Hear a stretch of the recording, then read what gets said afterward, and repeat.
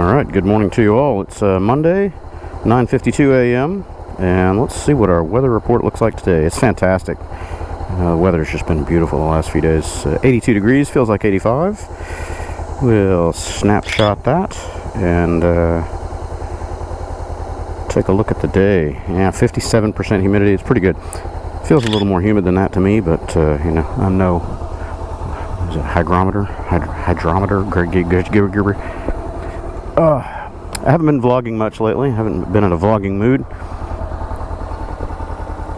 There's enough going on in the world right now that's got everyone else's attention. I don't want to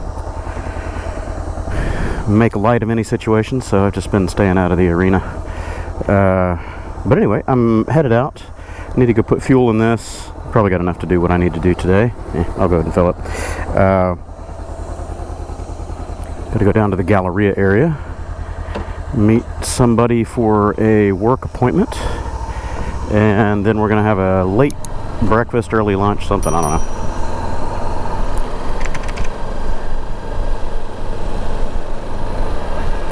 Just been kind of down in the dumps lately. I've not been feeling great. My health has been kind of sideways, so I've been keeping my head down and just trying to survive for a little while. Still having problems with my gallbladder stuff that flared up 5 or 6 weeks ago, and I don't know if you guys could just hear that right then. It's a RPM dependent whistle. Listen to this. Hear it? It's right there. I don't know what that is. I can't tell if it's like fuel pump. It doesn't sound like it's fuel pump, but it's definitely a whistle. I don't notice it at higher RPMs. It's just right there off idle. It's a strange sound. Maybe it's loose head gas, or not head gas, exhaust gaskets or something. I don't know. Strange. Anywho, so yeah, the gallbladder thing is still plaguing me. I've got a lot of chest pain and pressure, you know, right up under my ribs, near my sternum. It's just constant. Flares up a lot. Haven't had any more extreme events like the passing out thing that I had a while back, but kind of holding my breath, figuratively and literally. And then I had a broken left rear molar. It's had a cavity and it's been a little bit, you know, sensitive for quite a while. Watch out, squirrel! When I passed out and fell with my gallbladder thing, I cracked that tooth and it got much worse. It was an exposed nerve, so it was just brutal pain all the time, and I was doing saltwater rinse, you know, just trying to keep my mouth clean and minimize infection because I didn't have the money to go work on the tooth, and that got infected. It went into an abscess, infected the jawbone and the mandibular nerve, and it's giving me migraines. It's still inflamed and giving me all kinds of hell. It's not as bad as it was. I don't have the sharp stabbing pains from the exposed nerve in the tooth anymore after the root canal last Monday. But the jaw infection and the residual aching and migraines and stuff are still there. So it's been a challenge the last few weeks. Life has become not so much fun. But I'm still on this side of the dirt, so it's not all bad, right? Oh, a guy took my pump, and this one's dead. So, alright, great. Go around. Got pumps out all over the place at this station these days. I don't know why. I'll park over there in the shade. So, anyway. I've just been kind of keeping my head down, trying to get a little bit of work done and get ahead financially. Money's been tight forever, you know, it is all over the place for everyone. I'm not complaining just about my situation, so don't listen to me piss and moan. Just trying to survive.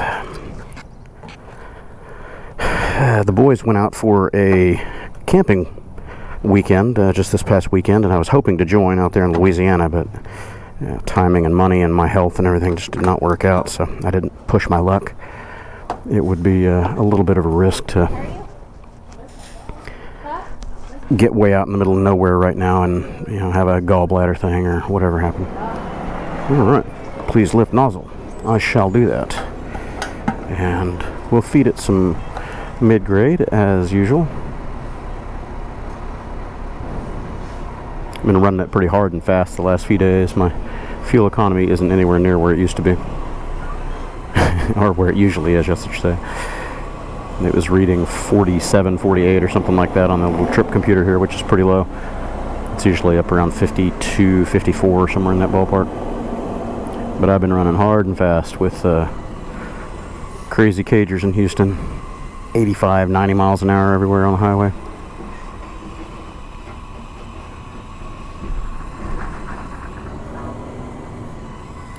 Come on. Shouldn't be all that much. It'll only take about 2.5 gallons because I had enough in the tank. I thought. There it comes. Right there, up over the metal. And I went 2 pennies over where I would have stopped. Yeah, 2.5, look at that. Or 2.6. Over the bar. She's full. 225, 230 miles a go-go, at least. If I'm on the highway, it's right at 300.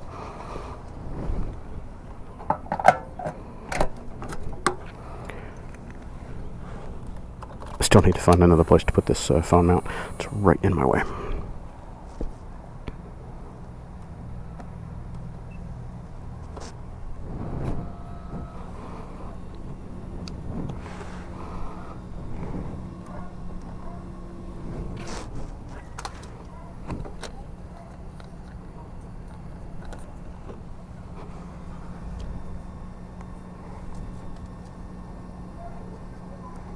All right. Oh, can we get it? Photo. There it goes. There's one. And 140 miles on that trip. There's two. I need to change my oil. I did my chain slack adjustment on this thing finally. It's been needing it for quite a while, since my trip to Annapolis. I haven't done any maintenance on this thing since that trip to Annapolis several months back. So the chain slack was pretty far out. I had to go 1.5 turns on my rear axle adjusters to bring it back. And I was going evenly, even step on both, but I noticed that when I got it there and put my Motion Pro chain alignment gauge on there, I was cockeyed. It was aiming out left, so I had to pull the right side out another 1/2 turn. It was pretty far out of adjustment. A lot of slack, on-off throttle lash was pretty bad. Anywho, on we go. We'll head over to West Park Toll and go on down to the Galleria through the tollway. Hopefully the traffic chaos has completed for this morning.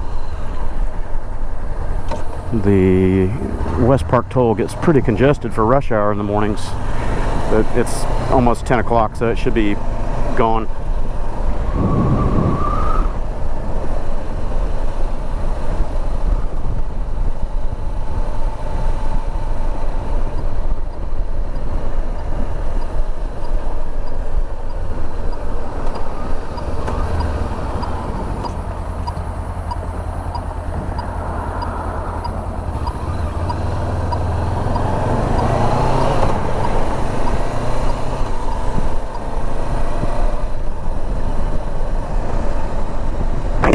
So I'm curious to see how the hands-off alignment is. I didn't notice it tracking strange before the adjustment. It was just, a lot of chain slack.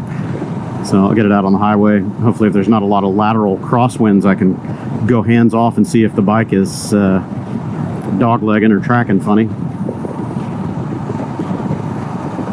It's usually not that big of a deal unless it's a severe misalignment. You can, you know, just a little bit of bar pressure counter steer it and then forget about it. But if it's significant enough that when you go hands off and the bike, you know, veers into another lane within a couple of seconds, then yeah, that's enough that it needs adjusted, and it causes tire wear. You know, the crowns of your tires will get kind of an offset to them because you're scrubbing.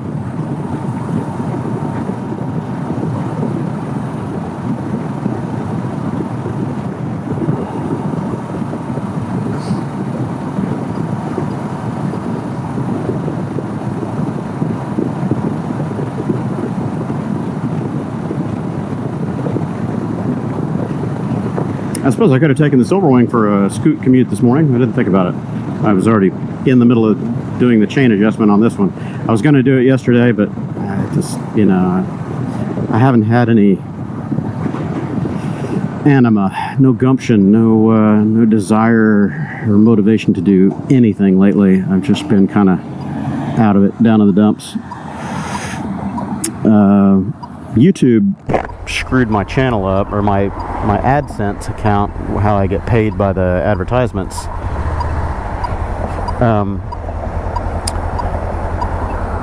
They flagged my account for low value content, which I don't know what the hell that means, but okay, whatever. And it's not on the YouTube channels, it's on the AdSense account itself, which really didn't make sense. There was no warnings, no emails of any kind. I just stopped getting paid, and I noticed that I hadn't gotten paid for a couple months. So I opened up my AdSense account and went looking, and that's where I saw that notice. And they said that I can file an appeal after I link my AdSense account to a website and go through their verification processes and all that. Well, I don't have a website right now, and it was never tied to a website, so that's what I can't figure out. It's just tied directly to the YouTube channels, so I don't know. It's an odd situation. And of course, there's no one to appeal to. You're talking to a machine and AI and everything else, so yeah, good luck. So that's been part of my reluctance to even put effort into doing the videos. I mentioned it before, but I don't really approach this as a business, but there's a time factor there. It's a lot of work to edit and publish the videos and then follow up on comments and everything else. So yeah, I enjoy the community aspect of it, but if YouTube is going to be making money off of me and not returning the favor, then yeah, suddenly the game changes. That's a different work paradigm there. Indentured servitude, more or less.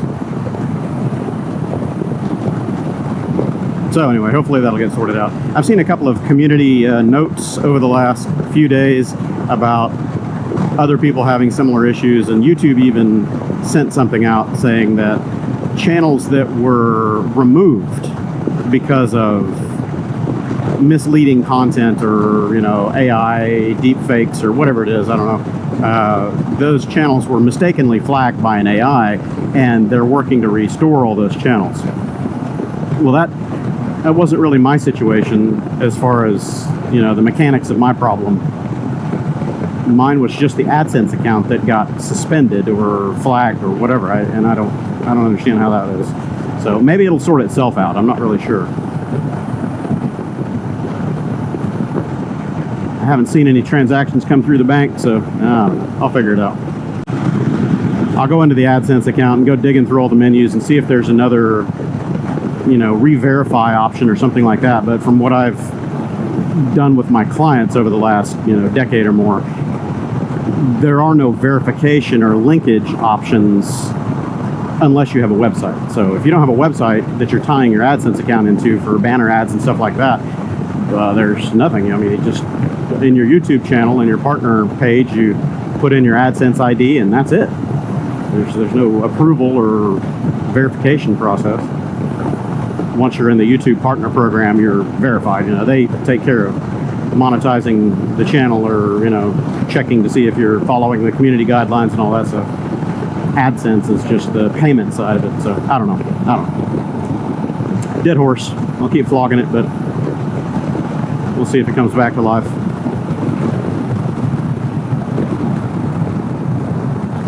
Weather is fantastic. I love this. I need to get out for a moto camp. Adrian was going to join Neil and Murnell in Louisiana, but he said that he had something going on this past Saturday and couldn't do it, but he was available this coming Saturday. Well, unfortunately, I've got a huge client cutover that I'm doing this Saturday, or Friday actually, but I need to kind of be available in town, so I don't think this weekend is in the cards for me either. It's going to be another week out.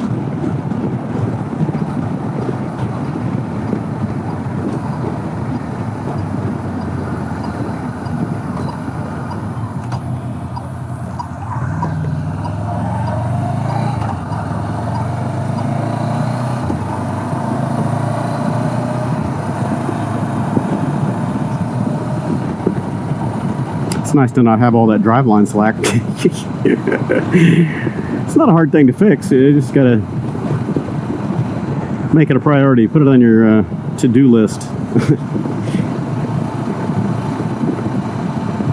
If you got all the tools and everything, and especially with this bike having a center stand, it's trivial. You know, just pop it up on the center stand, pull your axle back a little bit. It's actually better to do it to adjust the chain slack while the rear wheel is on the ground instead of lifted up on a center stand, because that changes your swing arm angle and the resulting chain slack. So normally when you check your chain slack, you're setting the free space laden, you know, just bike weight on it. This bike asks for 1 5/8 inches. I don't know what that is in metric. It said it on there, but I didn't pay attention. So I set it usually just a tiny bit tight. I usually set it about 1.5. Just a touch. Ooh, that sounds healthy. What the hell is on the back of this guy's car? He's got some kind of weird... they're cameras. It's a camera system of some kind, it looks like. Yeah, that's what he's got. He's got front and rear, or side-facing, forward-back cameras on the back of this thing. I don't know what he's up to. It's not an official vehicle, so it's a little suspicious. Pretty shitty wiring job he's got going on there. But yeah, those are front and rear-facing cameras on each corner, so I'm guessing license plate, reading, whatever. Not an official vehicle.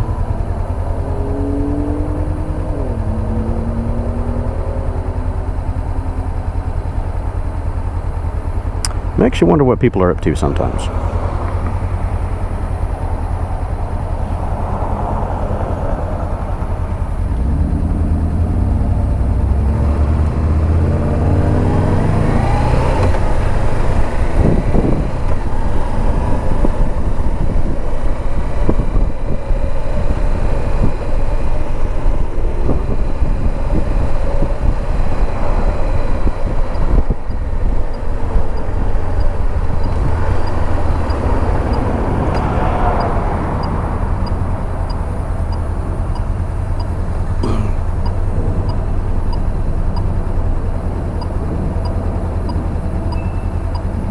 He's messing with a laptop over there in the passenger seat. I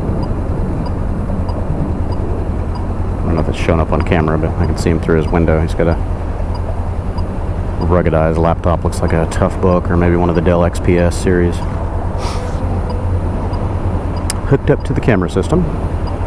Don't know what he's scanning, but maybe someone can identify what that is in the comments. I know that these are used on police cars in certain jurisdictions, usually in downtown centers where the cars are trolling slowly through parking areas and stuff like that, and they're looking for stolen vehicles and cars that have got, you know, excessive tickets or owners who've got warrants, things like that.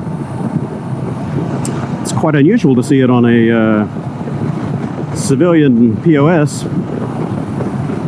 non-government vehicle.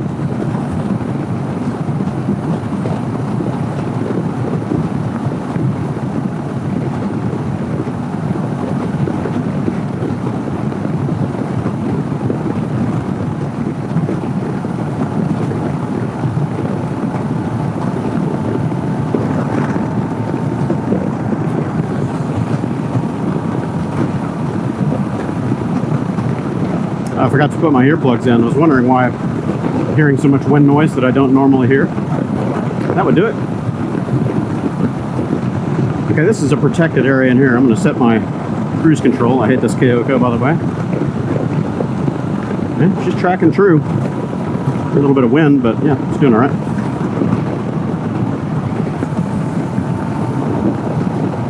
Not sure how the axle alignment got out of whack. That's weird.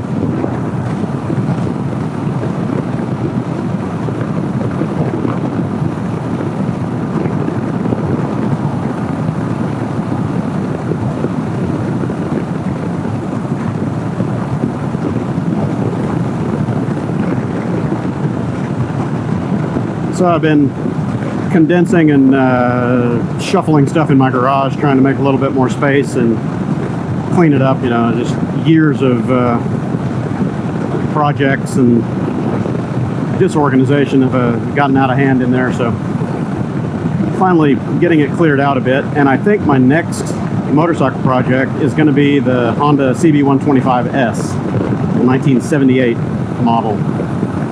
I want to get that thing off of my garage floor. It's been there forever, at least 6 years now.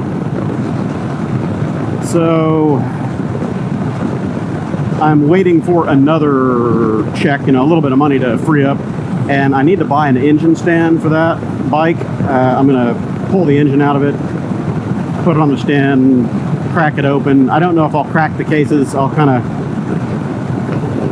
superficially inspect the transmission and the gears and stuff in there, but I probably won't split the cases unless I really need to. If I find a problem, you know, like a big oil leak on the bottom of it or something, then I might do that. But I think I'm just going to pull the engine out of it and put a new cylinder, piston, rings, all that kind of good stuff on it. And the main reason for yanking the engine out will be so I can repaint the frame, because it's a little bit weathered, you know, it's 40 plus, almost 50 years old, whatever, 45.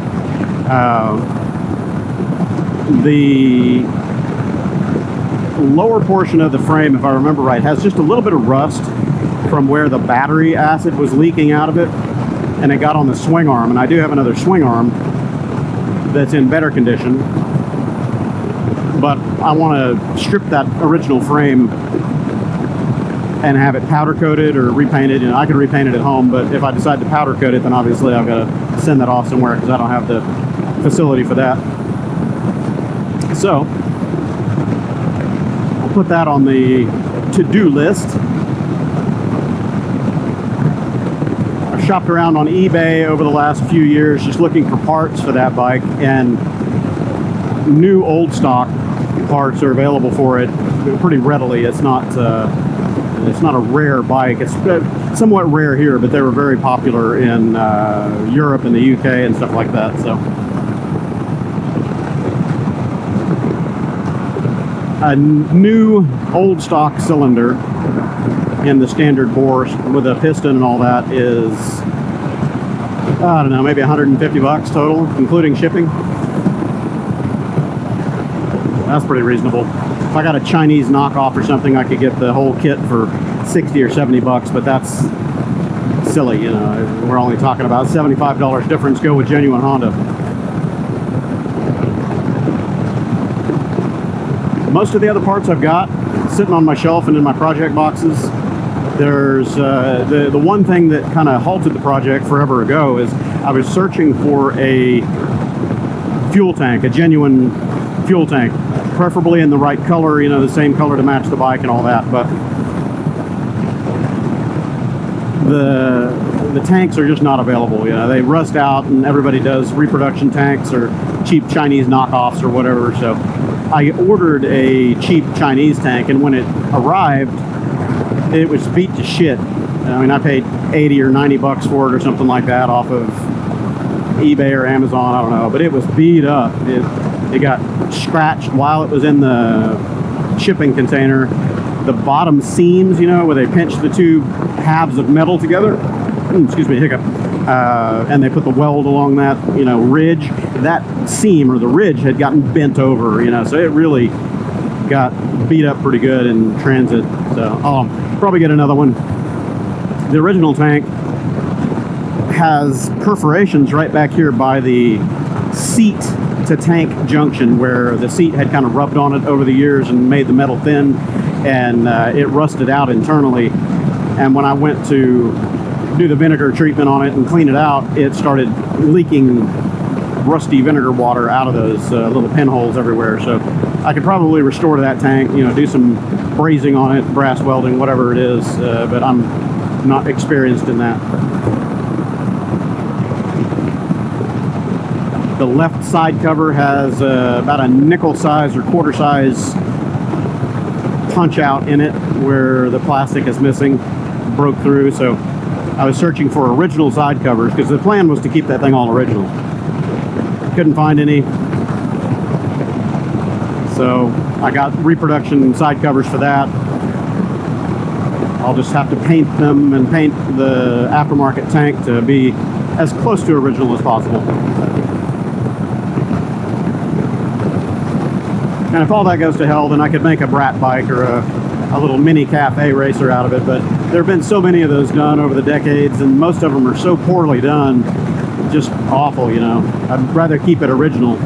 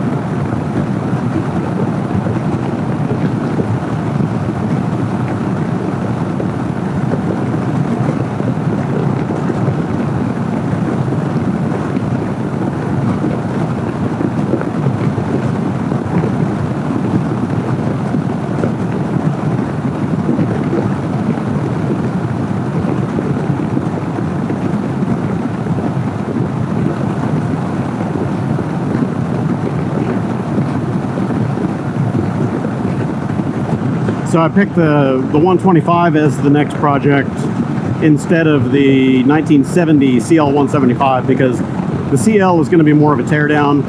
It was in running condition when I parked it, you know, many years ago, 5 years ago, I guess, whatever.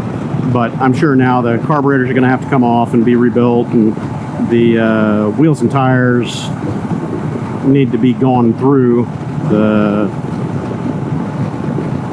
tubes are definitely bad. The tires are old and dry rotted, so that's all got to be replaced. And the front brakes on it were pretty much non-existent. They were there. There was pressure, you know, when you squeeze the lever, but they're drum brakes front and rear, and it just didn't have any stopping power at all. It was a little scary. So I need to pull the front hub apart and clean everything up in there, put fresh shoes in it, front and rear, give the engine a going through, change out the oil. And those older Hondas use a little bit different oil. A lot of people say that you should run only mineral oil in them. So I'll take my time with that one a little bit more than just a reassembly job. The 125 is pretty much just reassembly. Needs a little bit of paint, a couple of new parts here and there, but it shouldn't be too bad of a project.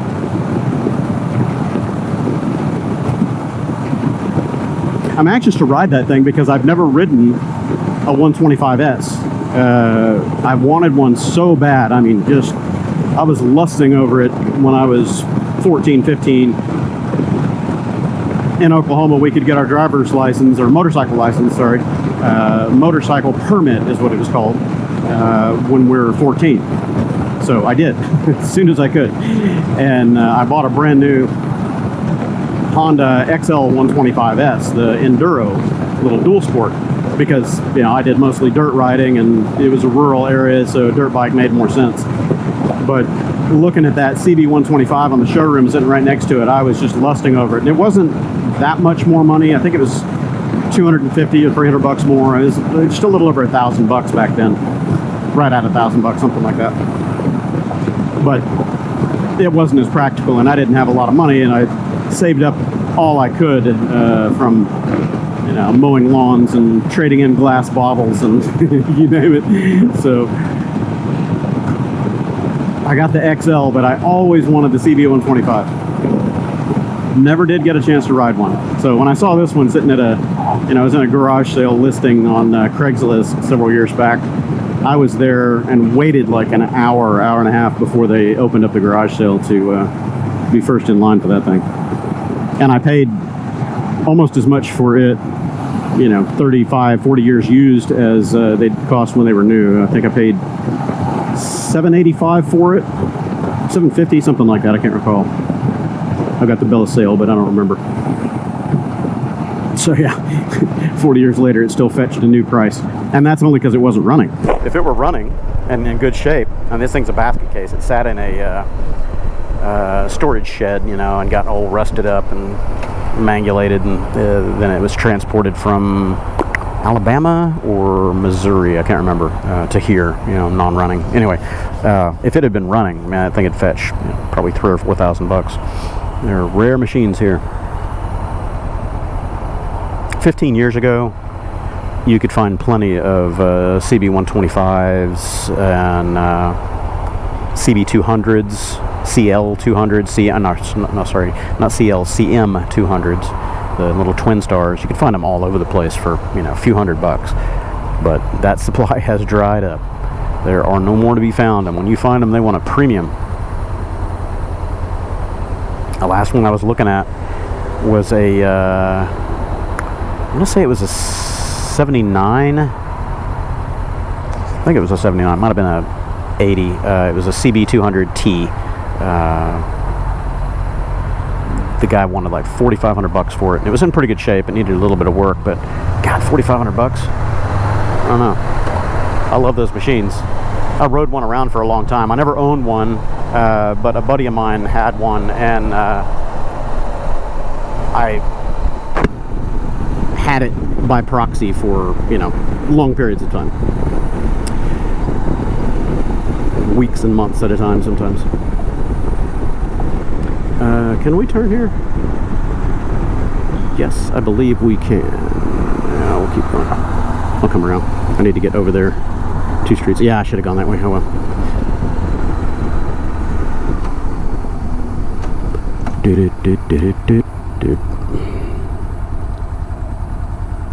Welcome to the shooting gallery, Galleria Mall. I don't go here for anything anymore.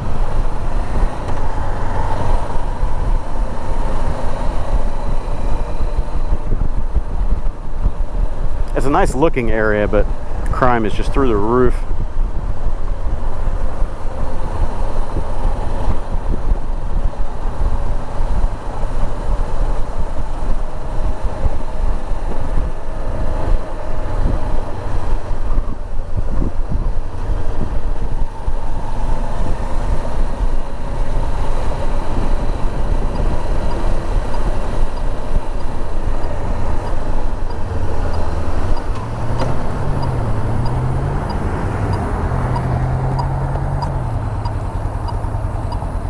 Hey, I got a green light. I don't know if that's on timers or if it detected me. That's pretty impressive if it detected me.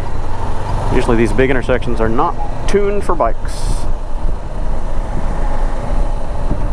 It's beautiful through here. I mean, I love what they've done with all this area. They've really cleaned it up. It's pretty. The landscaping is all nice. Everything looks clean and all that, but wow, man. You're taking your chances going in that mall. People getting followed home after shopping and robbed and shot and all kinds of crazy stuff.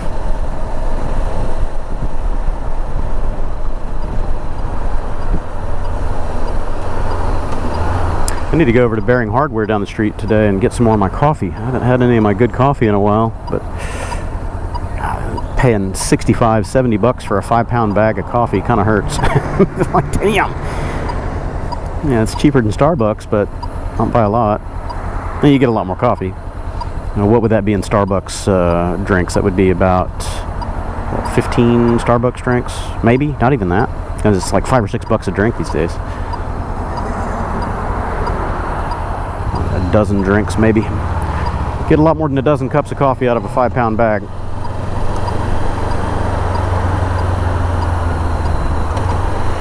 Keep going.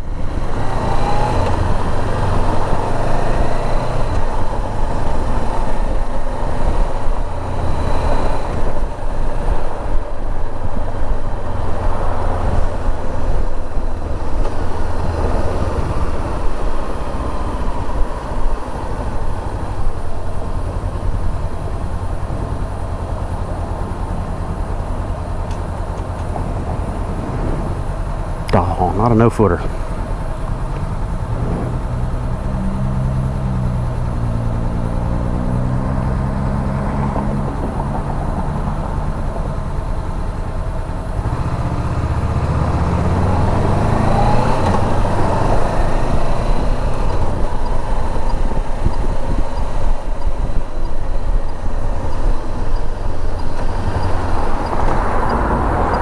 Yeah, thanks for almost hitting me, jack off, when you had an empty lane. Same with that guy.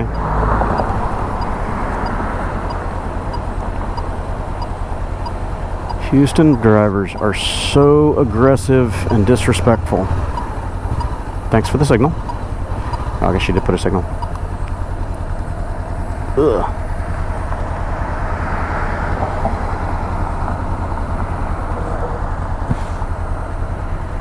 Don't roll back, don't roll back.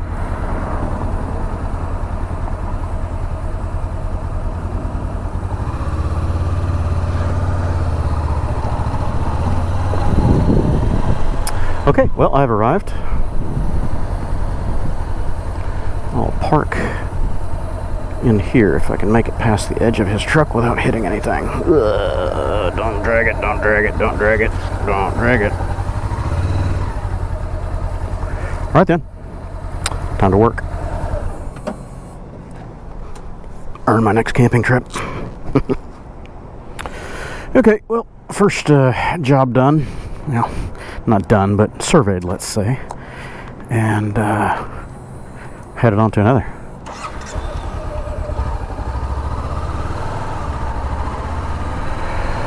I'm hungry. I didn't have dinner last night. I haven't had breakfast this morning. I need coffee at the very least. I had 1 cup of coffee, but that wasn't enough. I need my traditional gallon o' coffee. There it goes.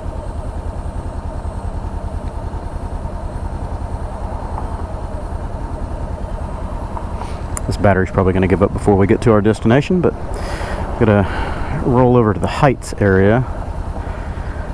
Over off of, it's north of I-10, kind of by Steedwood area, somewhere in that neighborhood. Can't remember exactly where it is.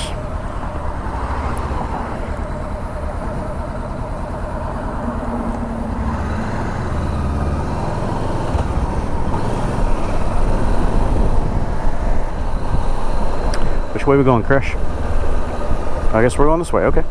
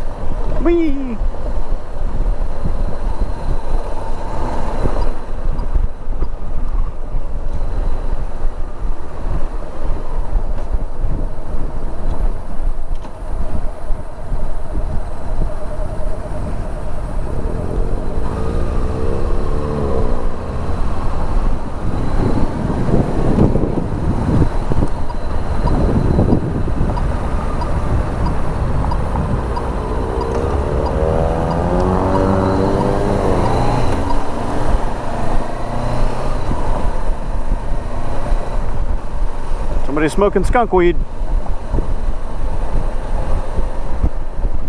Strong, man. One of these cars right up in front of me. I don't know which one. Woo!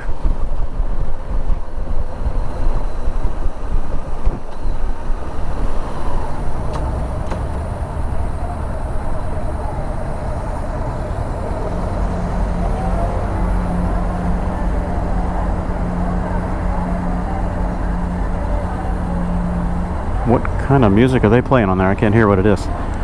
But you can buy bus passes right there. That's interesting. I haven't ridden the metro here in Houston in a very long time. When I lived in this area, 15 plus years ago, almost 20 years ago, I thought, that'd be fun. I'll get on the bus and ride around for a little while. Oh my God, what a mistake. It's horrible. And then I tried it again when I moved out to Katy. There's a park and ride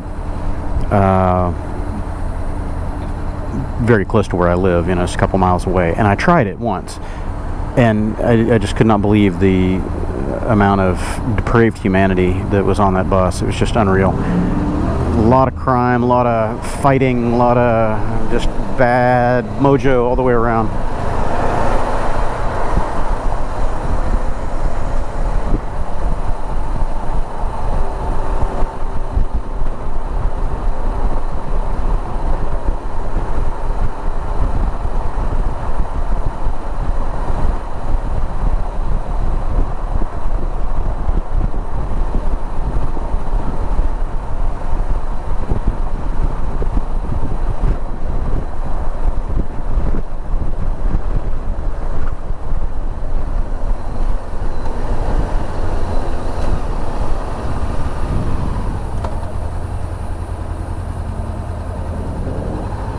No footer.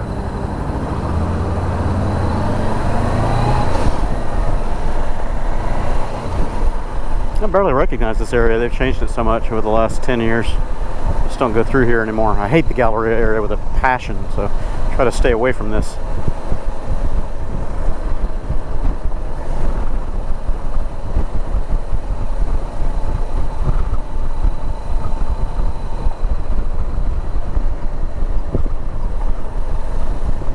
Sleeping at the switch.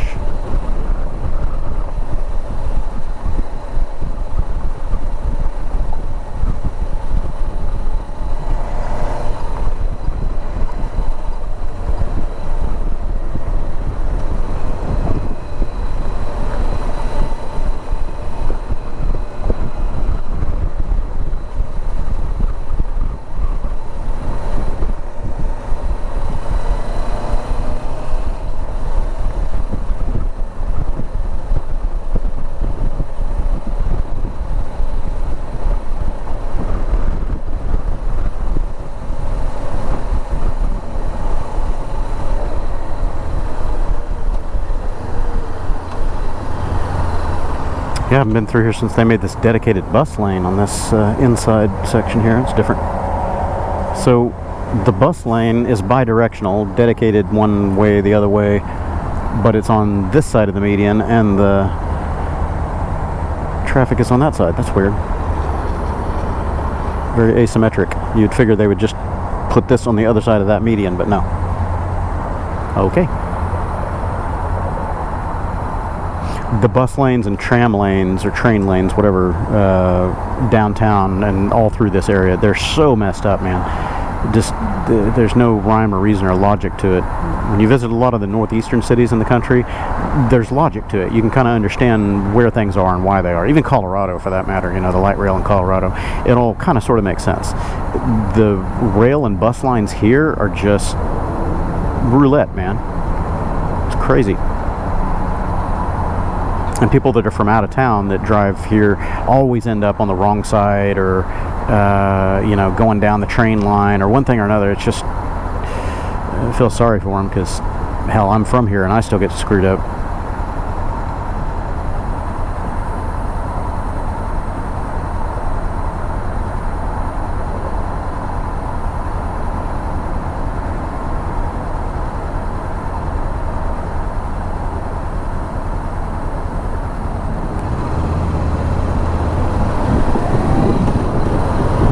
Yeah, so this It's on the wrong side. That just makes no damn sense at all. I don't get it.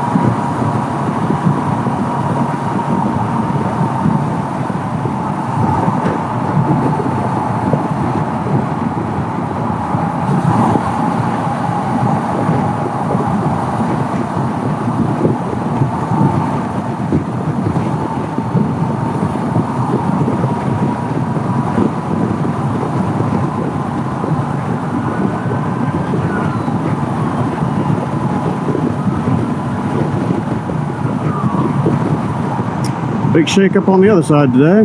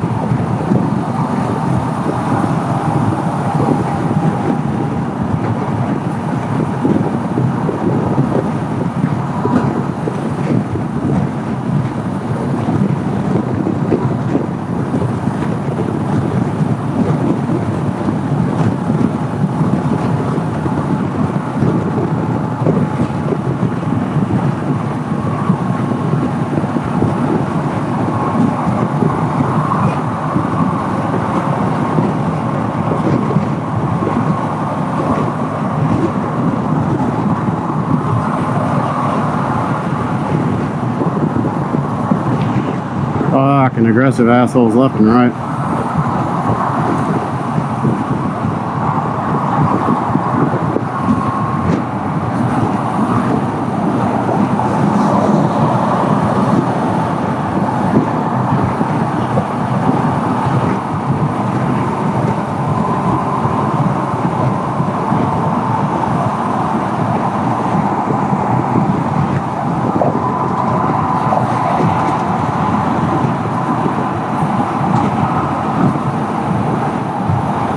Good crash.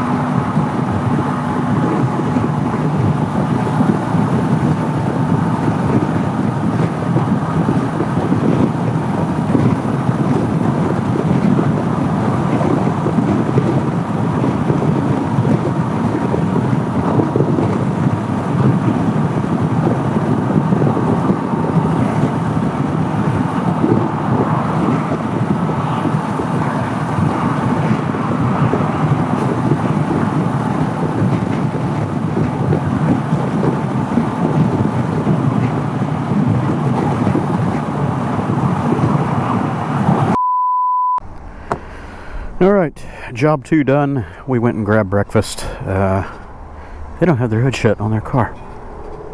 Wonder if they realize that. I could be nice and close it. I don't know if I should. Should I? There. My good deed done for the day. Their hood was popped open. I guess they pulled on the wrong lever, reaching for the trunk and popped the hood. Yeah, anyway, so we had lunch, late breakfast, early lunch, whatever, over at El Rey. I had the Ropa Vieja plates. Very good. Never fails to impress. So now I'm headed home to play Mr. Mom. My daughter just called me in a panic. She's in pain and freaking out. She somehow screwed up. She dropped something or tripped and fell against something. I'm not sure what the story is, but she peeled off one of her fingernails completely. She said the nail is just gone. It just, everything came off. And it's bleeding like crazy, and she's freaking. And she said, "What can I do?" I said, "Honey, I'm sorry. I got bad news for you, but there's absolutely fuck all you can do about that." You're just going to be hurting. There's no fix for that.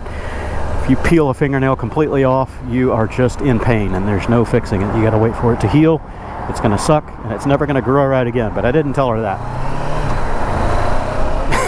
That's awful, man. I've done it a few times. I've lost a couple of fingernails and a couple of toenails. My big toenail on my right foot, I managed to peel totally off several decades ago. Slipped on a wet bathroom floor at a hotel room, and my foot went right under the door. Blink! Just tore the toenail completely off. It was laying on the floor next to my foot. Ouch! That shit didn't heal forever.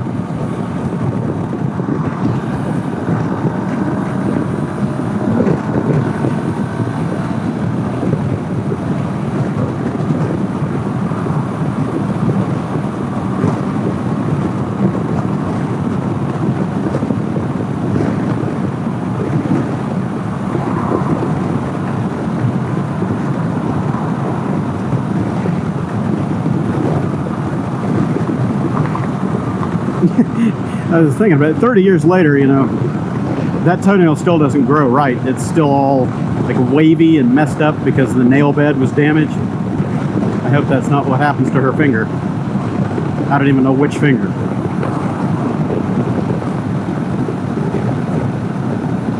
She's got, you know, acrylic nails, you know, nice manicure that she does every month or whatever. And I always warn her about those long nails. I said, man, you're going to catch something on those, and it's going to suck. Unfortunately, I was right in this case. They weren't really all that long, though. This last one that she did was pretty tasteful. It wasn't like Elvira nails or anything like that. They're just a little bit longer than your fingertip, but man, that's all you need is that extra leverage.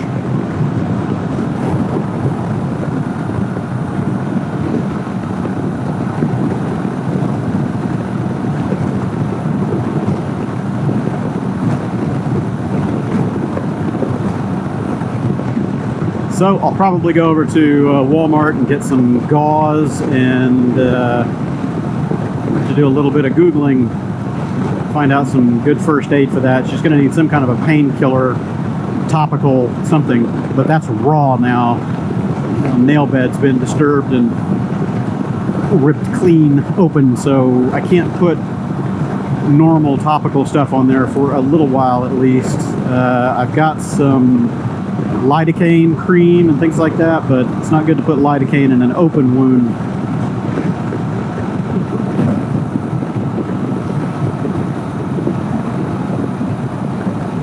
Because it do burn a bit.